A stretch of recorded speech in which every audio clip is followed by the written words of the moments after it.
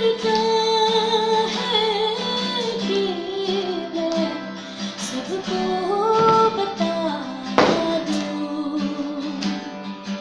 कैसे मैं जीऊं हाँ तेरे बिना यीशु, कैसे मैं जीऊं हाँ तेरे बिना यीशु। अब तो आदत सी हो चुकी है, अब तो आदत सी हो चुकी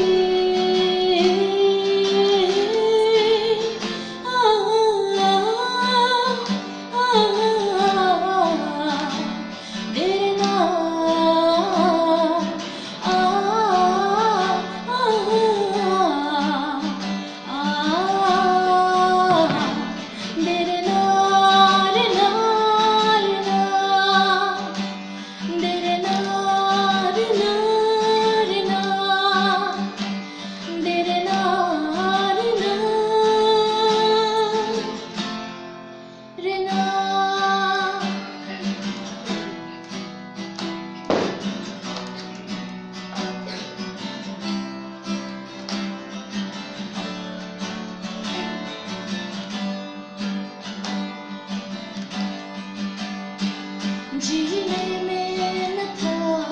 मजा,